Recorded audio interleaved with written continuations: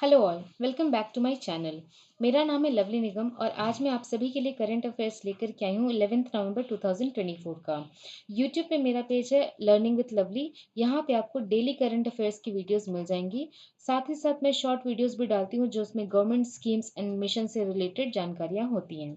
आइए शुरू करते हैं आज का current affairs. Union Minister for Road Transport and Highways Nitin Gadkari has inaugurated the 83rd annual session of the Indian Road Congress at which place? तो नितिन गडकरी ने 83rd session of Indian road Congress को inaugurate किया है eight Raipur. Raipur जो कि छत्तीसगढ़ का capital है। ये सेशन 4 दिन के लिए इनॉग्रेट किया गया था जो कि 8 नवंबर से 11 नवंबर के बीच में हुआ है। इस सेशन में 2000 से भी ज़्यादा पार्टिसिपेंट्स ने पार्टिसिपेट किया था और इस पूरे सेशन का मेन ऑब्जेक्टिव ये था कि जितने भी रोड एजेंसीज हैं वो सभी रोड एजेंसीज इंडियन स्टैंडर्ड को, कोड्स को एंड स्पेसिफिकेशंस को फॉलो कर सके, जिससे कि सस्टेनेबल ग्रोथ को बढ़ावा दिया जा सके एंड ओवरऑल कंट्री का डेवलपमेंट पॉसिबल हो सके। इंडियन रोड कांग्रेस को 1934 में फॉर्म किया गया था, लेकिन इसको लीगल स्टेटस मिला था 1937 में। ठीक है, आइए छत्तीसगढ़ से रिलेटेड कुछ और भी न्यूज़ जानते हैं। छत्तीसगढ़ में स्मॉल इंडस्ट्रीज के द्वारा एल्यूमिनियम मैन्युफैक्चरिंग को प्रमोट करने के लिए वहाँ की गवर्नमेंट ने डिसाइड किया है कि एल्यूमिनियम मैन्युफैक्चरिंग को वापस से रीस्टार्ट किया जाए फ्रॉम कोरबा डिस्ट्रिक्ट। और छत्तीसगढ़ में थर्ड लार्जेस्ट टाइगर रिजर्व बनेगा जिसका नाम होगा गुरु घासीदास तामोर पिंगला टाइगर रिजर्व। ठीक है, next. India is planning to enhance cross border electricity transmission lines with several nations, including Oman, UAE, Saudi Arabia. This is a part of which initiative? तो India जो है वो प्लान कर रहा है अपने क्रॉस बॉर्डर इलेक्ट्रिसिटी ट्रांसमिशन को बढ़ावा देने का। क्रॉस बॉर्डर इलेक्ट्रिसिटी ट्रांसमिशन का मतलब हुआ जितने भी नेबर कंट्रीज हैं उन कंट्रीज के साथ इलेक्ट्रिसिटी ट्रांसमिशन को इंटरकनेक्टेड ग्रिड के थ्रू कनेक्ट करना। ओके, और ये जो भी हो रहा है ये हो रहा है one sun one world and one grid initiative के थ्रू।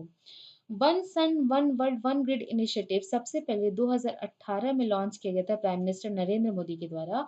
इस इनिशिएटिव के थ्रू जितने भी नेबर कंट्रीज हैं उन नेबर कंट्रीज को कनेक्ट किया जा सके थ्रू इंटरकनेक्टेड ग्रिड और वहां पे रिन्यूएबल एनर्जी को ट्रांसफर किया जा सके।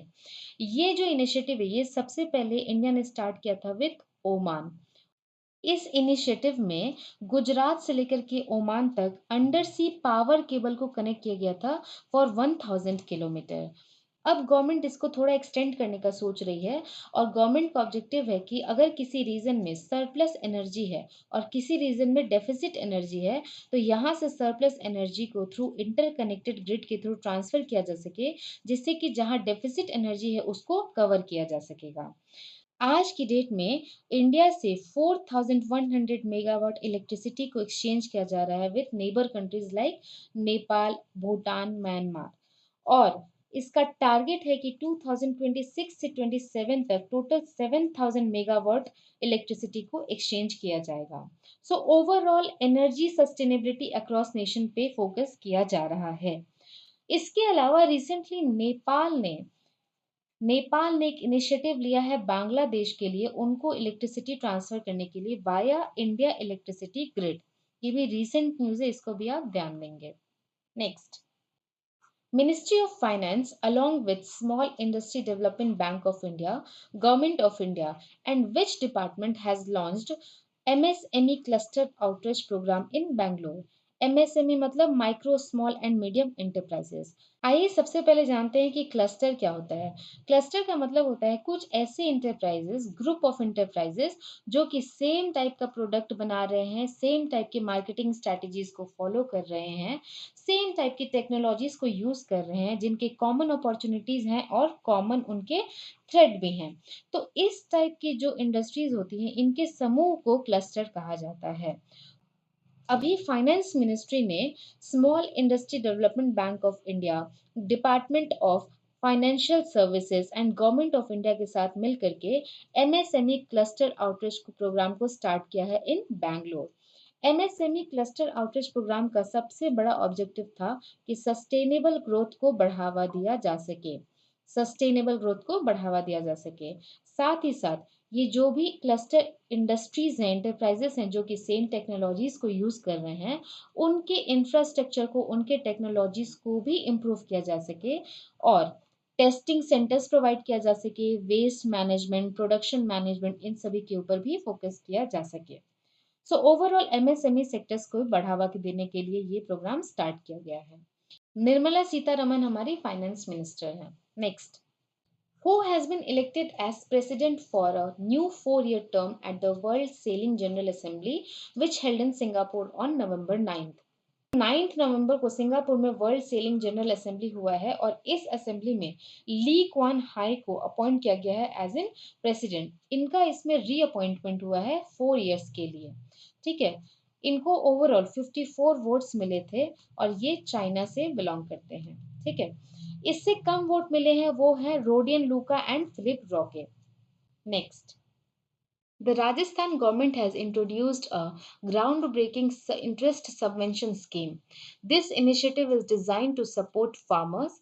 How much budget allocated for this scheme for current years? तो आइए सबसे पहले जानते हैं कि इंटरेस्ट सबवेंशन स्कीम है क्या। इंटरेस्ट सबवेंशन स्कीम को राजस्थान गवर्नमेंट ने वहां के फार्मर्स के लिए लॉन्च किया था।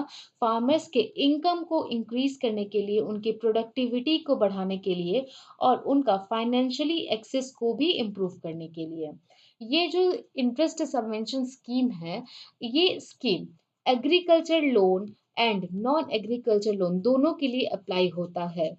इस स्कीम के तहत अगर किसी ने एग्रीकल्चर लोन लिया है तो उसको 7% तक का सब्सिडी मिलता है और अगर किसी ने नॉन एग्रीकल्चर लोन लिया है तो उसको 5% का सब्सिडी मिलता है, लेकिन ये उसी कंडीशन में मिलेगा अगर वो टाइमली रीपेमेंट करते हैं अपने द्वारा लिए गए लोन को।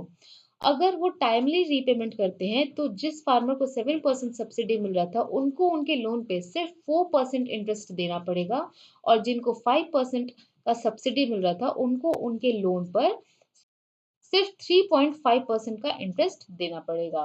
और overall for the current year Rajasthan government has allocated 39.75 crore for this scheme.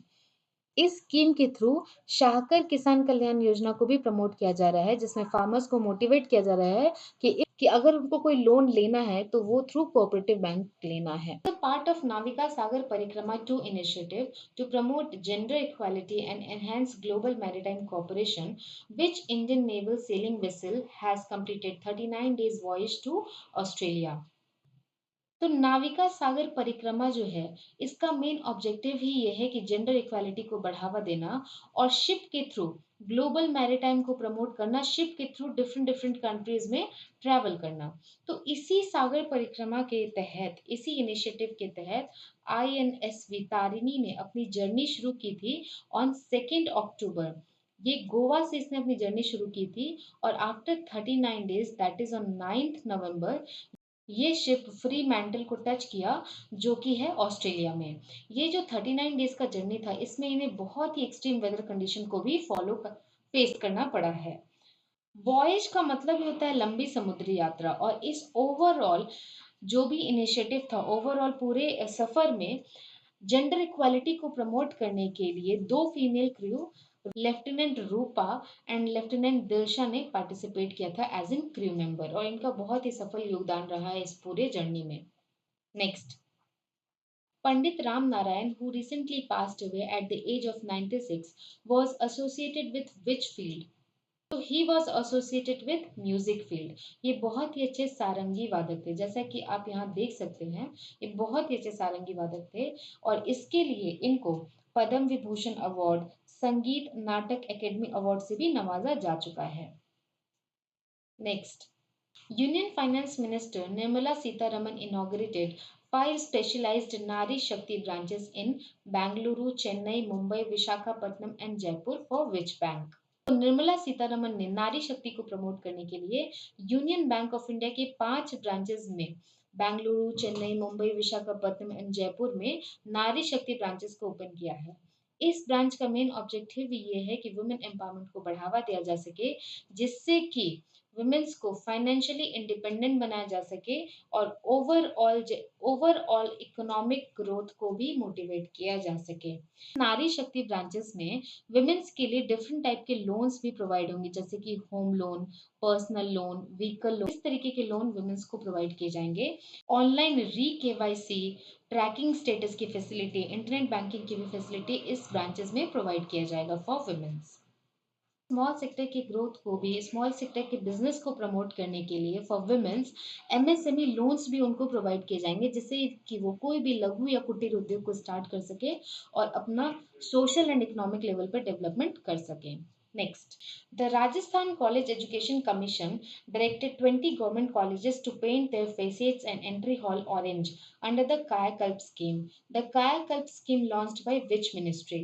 Rajasthan college education commission ने 20 गवर्नमेंट एजुकेशन 20 गवर्नमेंट कॉलेजेस को उनके जो एंट्री एरिया है उस एंट्री एरिया को ऑरेंज कलर से पेंट करने का आदेश दिया है, और ये कायाकल्प स्कीम के थ्रू वो कर रहे हैं। ये कायाकल्प स्कीम को ministry of health and family welfare ने लॉन्च किया था अंडर स्वच्छ भारत मिशन। इसका ऑब्जेक्टिव ये है कि जितने भी वहाँ एजुकेशन इंस्टीट्यूट हैं या cleanliness, hygiene, infection control and eco friendly practices को प्रमोट किया जा सके। राजस्थान के सीएम हैं Bhajan Lal Sharma. Let's focus on some important days. International Week of Science and Peace observed on November 9th to 15th. National Education Day observed on 11th November 2024. World Quality Week observed on 11th November to 15th November. This week is organized by Chartered Quality Institute and इसका theme था Quality from Compliance to Performance. And World Immunization Day observed on 10th November 2024. Immunisation day का main objective ये है कि जो भी vaccine हैं, vaccine से रिलेटेड अवेयरनेस को क्रिएट किया जा सके। तो आज के लिए इतना ही करंट अफेयर्स था। अगर आपको मेरा वीडियो अच्छा लग रहा हो तो मेरे वीडियो को लाइक कीजिए, शेयर कीजिए और मेरे चैनल को सब्सक्राइब करना बिल्कुल भी मत भूलिए। तो मिलते हैं हमारे नेक्स्ट सेशन में, तब तक के लिए thank you so much guys and have a great day.